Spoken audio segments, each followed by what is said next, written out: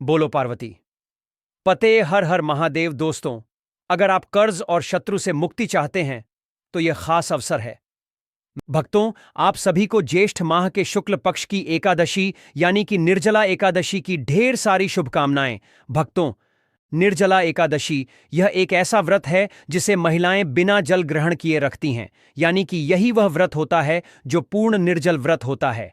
लेकिन इस बार 2025 में निर्जला एकादशी 2 दिन पड़ने के कारण कई लोगों के मन में कंफ्यूजन बना हुआ है कि इस बार की निर्जला एकादशी कब है, 6 जून को या 7 जून को।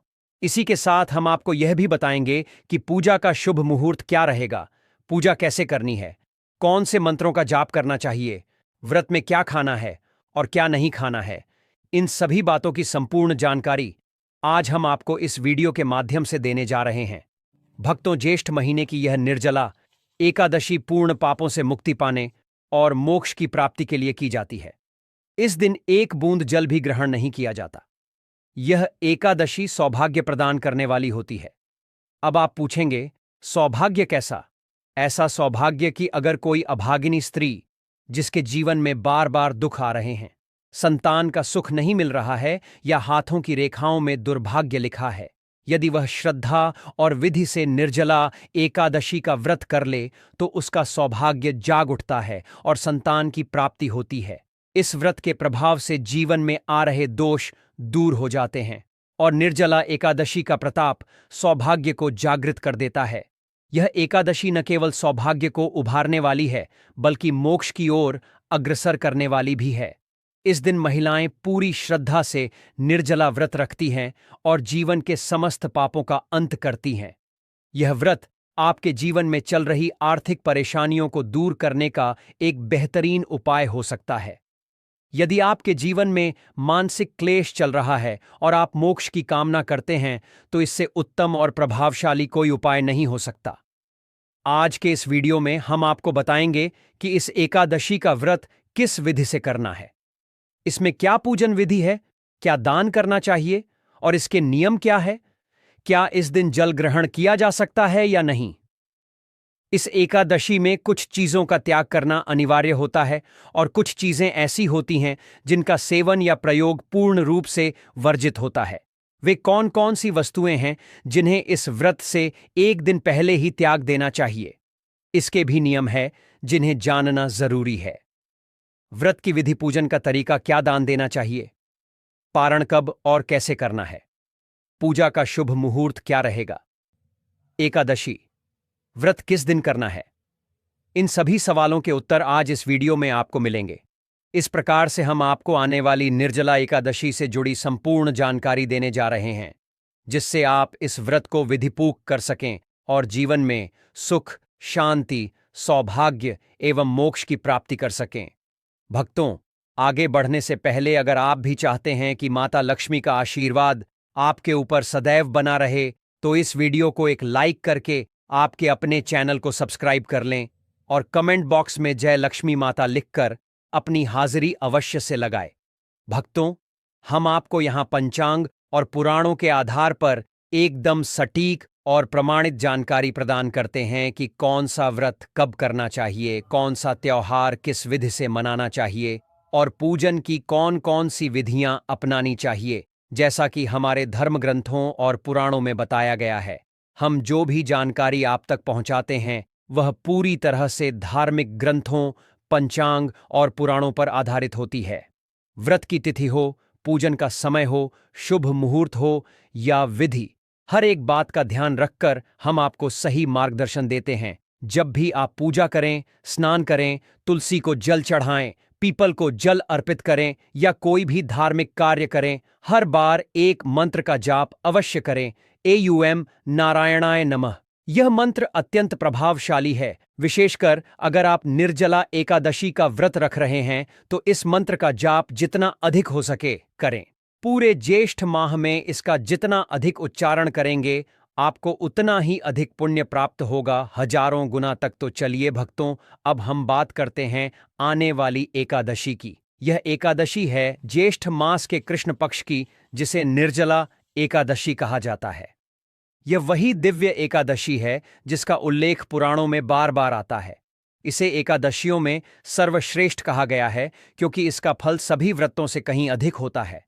निर्जला एकादशी एक ऐसा व्रत है जो न केवल पुण्य देता है बल्कि जीवन की सारी बाधाओं, पापों, कष्टों और दुर्भाग्य को भी समाप्त करने की शक्ति रखता है।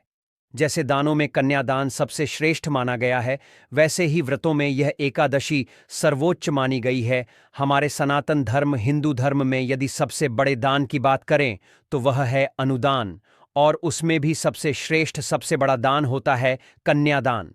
ऐसा कहा गया है कि इस दान से देवता, मनुष्य और पितृ तीनों संतुष्ट होते हैं, तृप्त होते हैं और प्रसन्न होते हैं, इसीलिए इसे महादान कहा गया है।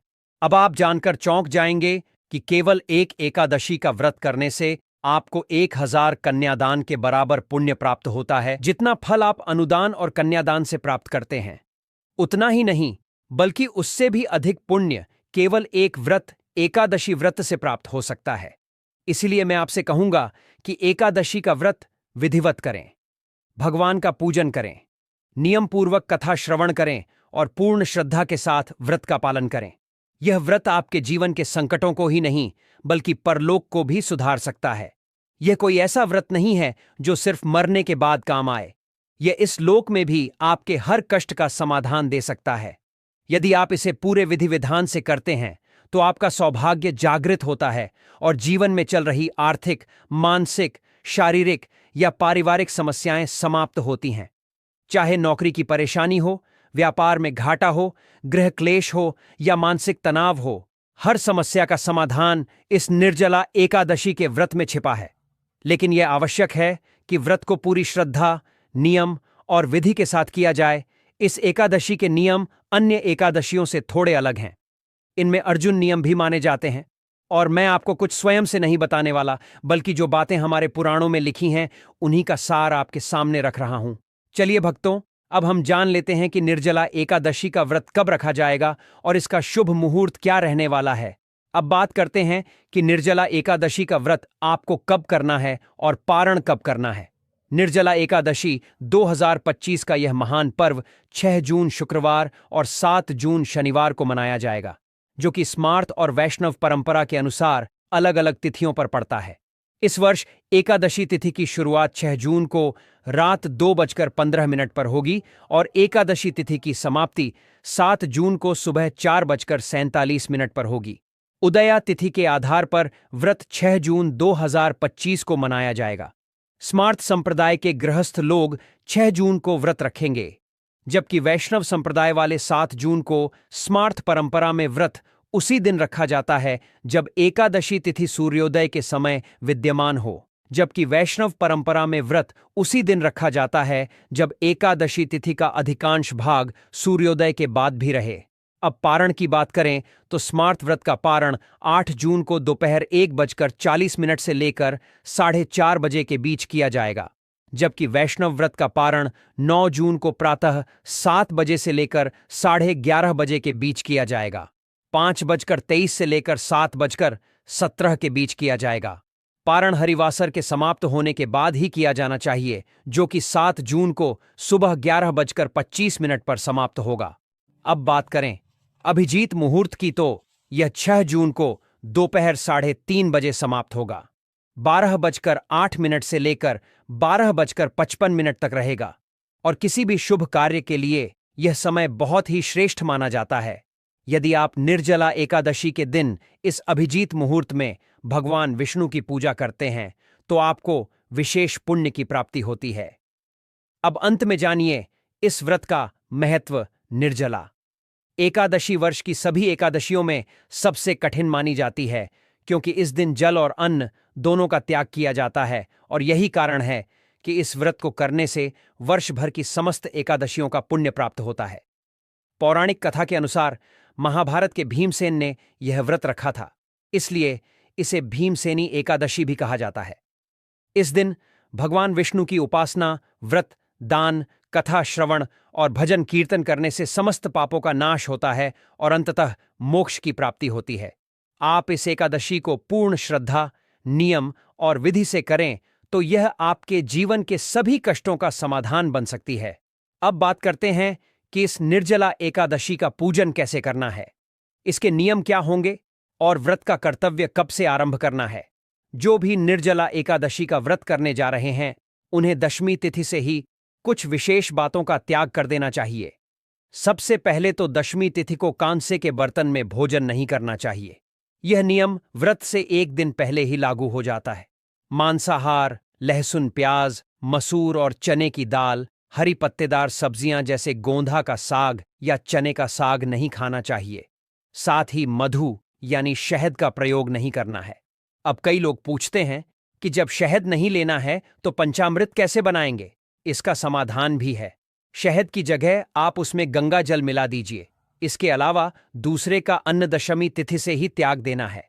एकादशी को तो बिल्कुल भी नहीं खाना है और दशमी को भी केवल एक बार भोजन करना है, वह भी दिन में ही 2 बार भोजन करना वर्जित है। ब्रह्मचर्य का पालन भी दशमी तिथि से ही शुरू कर देना चाहिए। यह सब नियम व्रत को पूर्णता और पवित्रता देते हैं। अब व्रत वाले दिन की बात करें तो उस दिन पान, गुटखा, तंबाकू, बीड़ी, सिगरेट जैसी चीजों का सेवन बिल्कुल नहीं करना चाहिए। यह व्रत को खंडित करते हैं।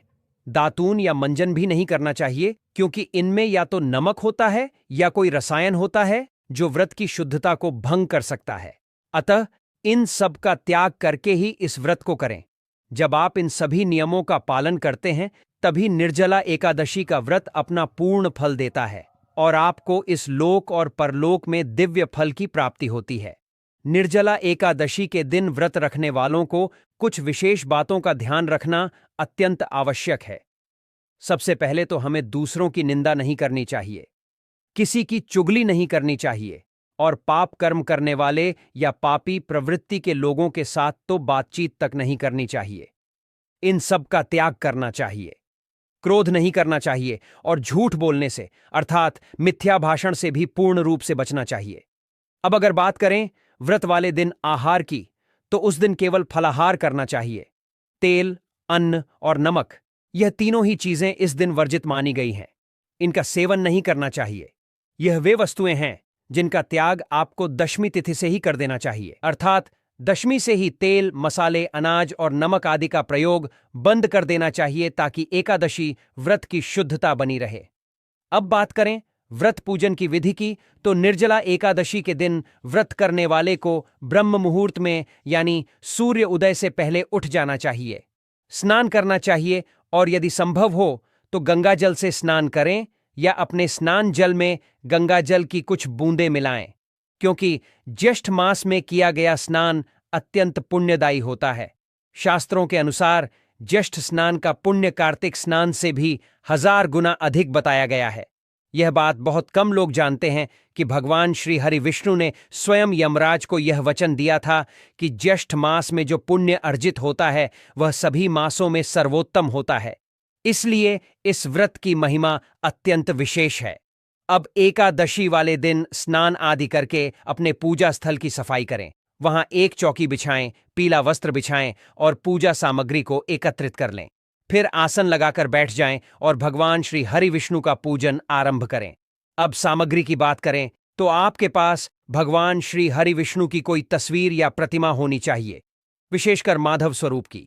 यदि आपके पास उनकी प्रतिमा हो या माधव स्वरूप की तस्वीर हो तो उत्तम रहेगा, क्योंकि निर्जला एकादशी सहित सभी एकादशियों पर भगवान के माधव स्वरूप का पूजन करने का विशेष महत्व बताया गया है।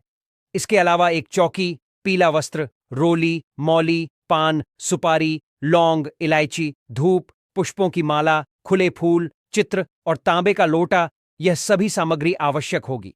साथ ही पंचामृत बनाने के लिए आपको चाहिए कच्चा दूध, दही, घी, शहद और शक्कर। परंतु क्योंकि यह निर्जला एकादशी है और इसमें शहद का प्रयोग वर्जित है, इसीलिए पंचामृत में शहद की जगह आप गंगा जल मिला सकते हैं। इन सभी सामग्रियों को विधिपूर्वक एकत्रित कर लें और फिर भगवान श्री हरि विष्णु की पूजा करें। इस पूजा में शुद्धता, नियम और श्रद्धा अत्यंत महत्वपूर्ण है। यदि आप इन नियमों का पालन करते हैं, व्रत की मर्यादा रखते हैं, तो निश्चित रूप से यह व्रत आपके जीवन की समस्त बाधाओं को दूर करेगा और पुण्य का अनंत फल प्रदान करेगा। अब इसके बाद एक तांबे का लोटा लीजिए, उसे अच्छे से साफ कीजिए, बच्चों से मांझवाइए और सबसे पहले उसमें गंगा जल भरिए। फिर उसमें शुद्ध जल मिला लीजिए। अब आसन लगाकर शांति से बैठ जाइए और पूजन की शुरुआत कीजिए। एक पुष्प लेकर पहले उस स्थान पर और पूजन सामग्री पर छींटे दीजिए ताकि वह स्थान और सभी सामग्री पवित्र हो जाए। जल से पवित्रीकरण की प्रक्रिया करते हुए आप मंत्र का उच्चारण करें। ओम अपवित्र पवित्रो व सर्वावस्था गतोपिवा यह स्मृत पुंडरीकाक्षम सबाहिया अभ्यंत सुच। इस प्रकार से आपने जल से और मंत्र से अपने पूजा स्थल का पवित्रीकरण किया। अब भगवान की स्थापना से पहले अपने हाथ पैर धो लीजिए।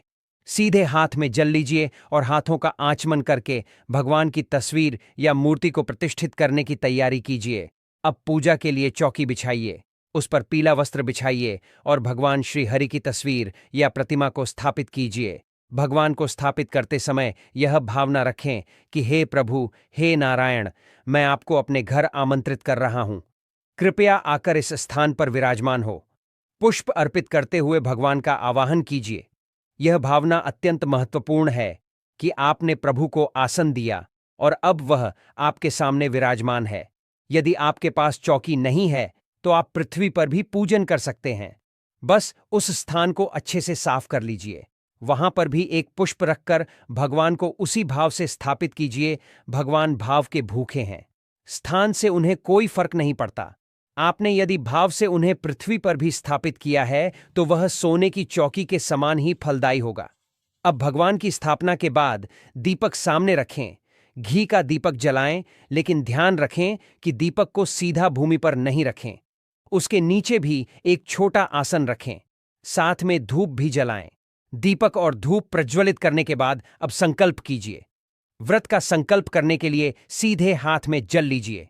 एक सिक्का कम से कम ₹1 का दक्षिणा के रूप में रखें और 3 बार एयूएम श्री विष्णुवे नमः, एयूएम श्री विष्णुवे नमः, एयूएम श्री विष्णुवे नमः उच्चारण कीजिए।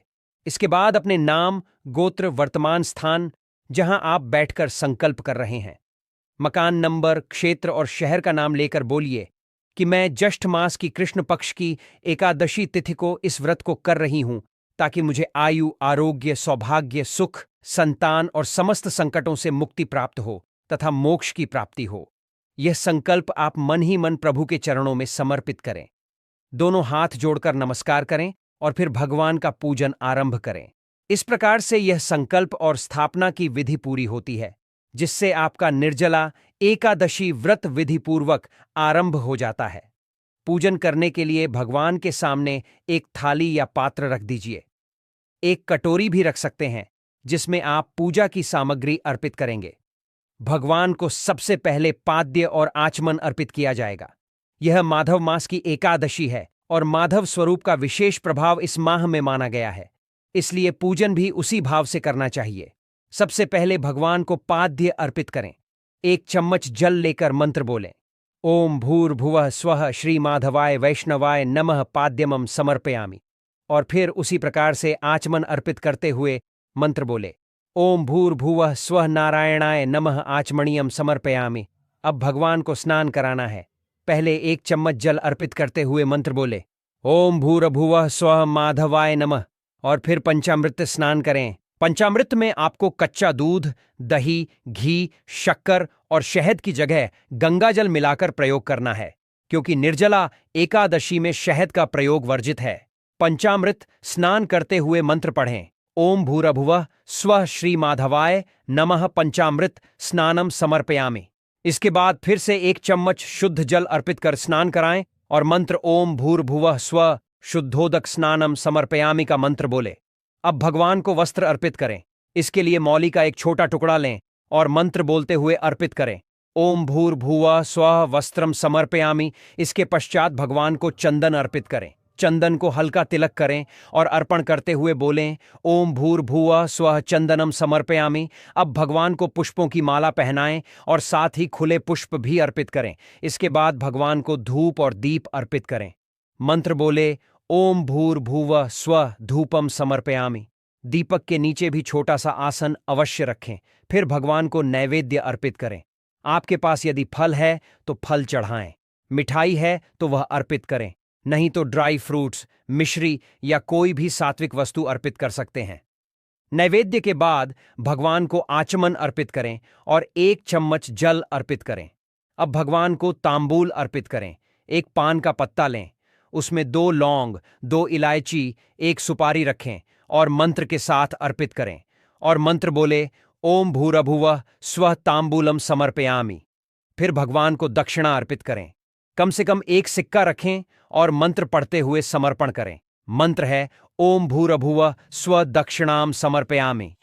अब दोनों हाथ जोड़कर भगवान को साष्टांग प्रणाम करें और प्रार्थना करें, हे प्रभु, हमने आज इस एकादशी के पावन दिन आपका पूजन और व्रत विधि पूर्वक करने का संकल्प लिया है। भक्तों, सबसे पहले तो आप सभी हमारे साथ मिलकर भगवान से यह प्रार्थना करें, हे प्रभु, कृपया हमारे इस पूजन को स्वीकार करें और हमें इस व्रत को पूरी श्रद्धा और नियम पूर्वक पूर्ण करने की शक्ति प्रदान करें। अब जब आपने व्रत का संकल्प ले लिया है और पूजन प्रारंभ कर दिया है, तो अगला जरूरी चरण है एकादशी की कथा का श्रवण करना। हर एकादशी की एक अलग और विशेष कथा होती है और यह कथा सुनना उतना ही आवश्यक है जितना कि व्रत और पूजन करना। कथा के श्रवण से ही व्रत का पूर्ण फल प्राप्त होता है और आत्मा को शुद्ध की ओर अग्रसर किया जा सकता है। अगर आप सच में इस व्रत का महत्व जानना चाहते हैं तो एकादशी की कथा जरूर सुनें। साथ ही हम आपको विशेष रूप से यह भी कहेंगे कि इस दिन विष्णु सहस्त्रनाम, नारायण कवच और निर्जला एकादशी की कथा का श्रवण या पाठ अवश्य करें।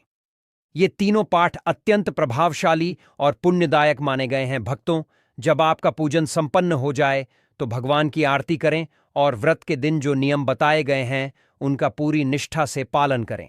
ध्यान रखें, व्रत के दिन में सोना वर्जित माना गया है क्योंकि इससे व्रत की पवित्रता में बाधा आती है। अब बात करें व्रत पारण की, तो पारण के दिन आपको सूर्योदय से पहले उठना चाहिए। स्नान कर शुद्ध और स्वच्छ वस्त्र पहनें। फिर पारण की पूजा करें। पूजा के बाद भगवान को पुष्पांजलि अर्पित करें।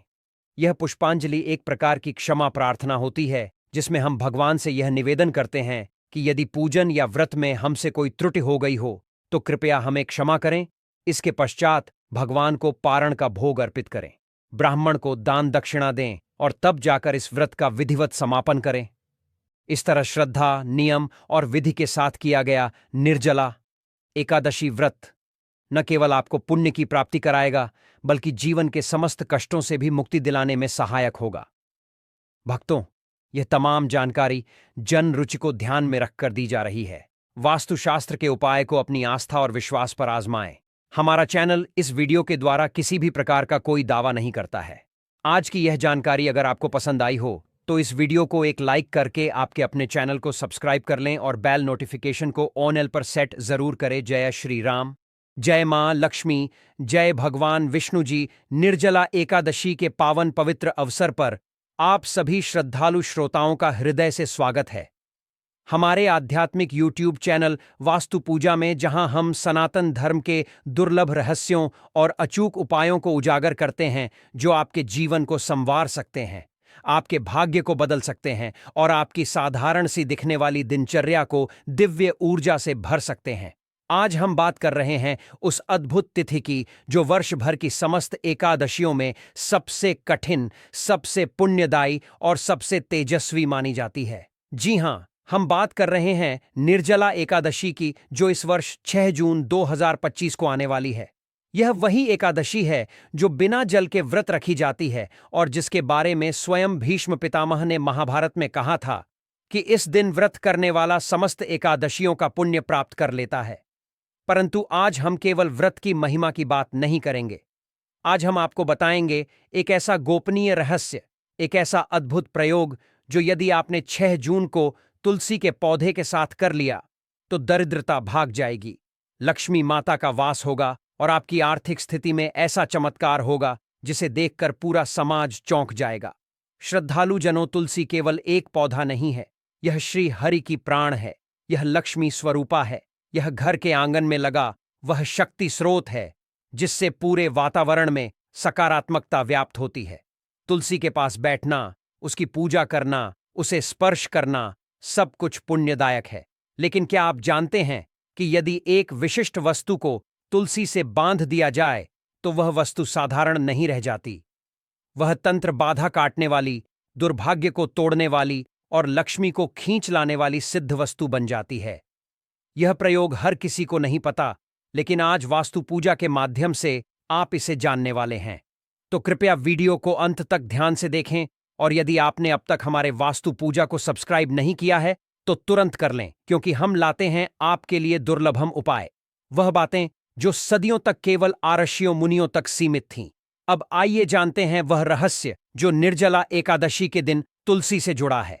सनातन ग्रंथों और तांत्रिक शास्त्रों के अनुसार निर्जला एकादशी के दिन अगर तुलसी के पौधे से एक विशेष वस्तु को बांध दिया जाए तो वह वस्तु ऊर्जा का केंद्र बन जाती है। वह चीज कौन सी है? वह चीज है पीली कौड़ी।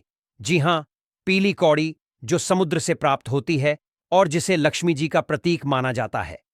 यह पीली कौड़ी जब तुलसी के पौधे में एक विशेष मंत्र के साथ बांधी जाती है तो उसमें ऐसा चुंबकीय प्रभाव उत्पन्न हो जाता है कि धन की तरंगें स्वतः उस व्यक्ति की ओर आकर्षित होती हैं।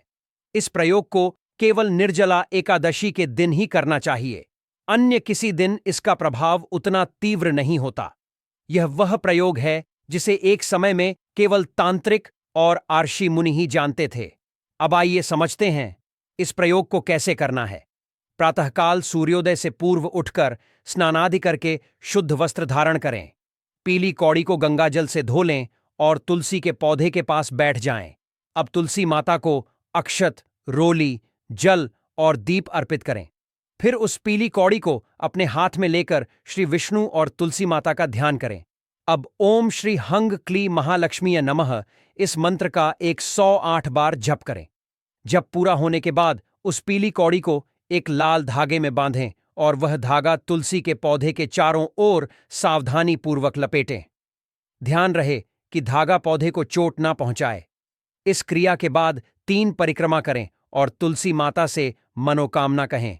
हे माता, जिस प्रकार आप श्री हरि को प्रिय हैं, उसी प्रकार यह कार्य मुझे लक्ष्मी प्राप्त कराने वाला बने। इस कौड़ी में मेरे धनागमन के मार्ग खुले। बस यह प्रयोग करते ही आपके जीवन की नकारात्मकता समाप्त हो जाएगी। राहु केतु के दुष्प्रभाव दूर होंगे और जहां भी धन का अवरोध होगा वह हट जाएगा।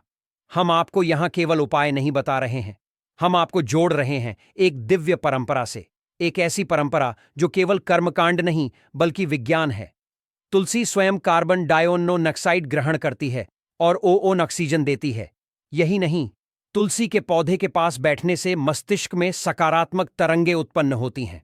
और जब आप इस पौधे से किसी ऊर्जावान वस्तु को जोड़ते हैं, जैसे कि पीली कौड़ी, तो वह तुलसी की चेतना से जुड़कर आपके जीवन में लक्ष्मी चेतना को आमंत्रित करती है। यह प्रयोग केवल आपको धन नहीं देगा, यह आपके जीवन में शांति, संतुलन और समृद्धि भी लाएगा। यदि आपके घर में लगातार आर्थिक संकट बना रहता है, यदि कोई व्यवसाय बार बार घाटे में चला जाता है, यदि नौकरी में स्थायित्व नहीं है या आप बार बार कर्ज में डूब जाते हैं, तो यह प्रयोग आपके लिए वरदान सिद्ध हो सकता है। अनेक लोगों ने इस प्रयोग को करके अपने जीवन को बदला है, उनका भाग्य बदला है, उनका घर बदला है। आप भी इस अवसर को हाथ से न जाने दें और याद रखें, यह कोई सामान्य दिन नहीं है। निर्जला एकादशी को स्वयं यमराज तक घर घर जाकर यह घोषणा करते हैं कि जो आज उपवास करता है, दान देता है, पुण्य करता है, वह मेरे लोक का अधिकारी नहीं, वह विष्णु लोक को प्राप्त होगा। ऐसे दिव्य दिन पर किया गया हर कार्य 100 गुना फल देता है। तो सोचिए, यदि आप इस दिन तुलसी के माध्यम से लक्ष्मी को आमंत्रित करें तो उस क्रिया का प्रभाव कितना अद्भुत होगा। यह प्रयोग चमत्कारी है, परंतु पूरी श्रद्धा और नियम से किया जाना चाहिए। निष्ठा और विश्वास ही इसकी कुंजी है। वास्तु पूजा चैनल पर हम केवल उपाय नहीं बताते, हम आपको जोड़ते हैं एक गहरे आध्यात्मिक ज्ञान से। हम आपको बताते हैं किन वस्तुओं का कहां स्थान हो, कौन सा रंग आपके घर में किस दिशा में शुभ है, कौन सी पूजा किस मुहूर्त में फलदायक है और कौन से तंत्र, मंत्र और यंत्र आपके जीवन को साध सकते हैं। इसलिए यदि आप भी चाहते हैं अपने जीवन में सुख, शांति, समृद्धि और सफलता, तो अभी हमारे चैनल को सब्सक्राइब करें और इस वीडियो को उन सभी लोगों तक पहुंचाएं जो आर्थिक तंगी से जूझ रहे हैं। अब जब आप जान चुके हैं पीली कौड़ी को तुलसी से बांधने की विधि, तो आइए अब जानते हैं कि यह पीली कौड़ी आखिर करती क्या है और इसके पीछे का आध्यात्म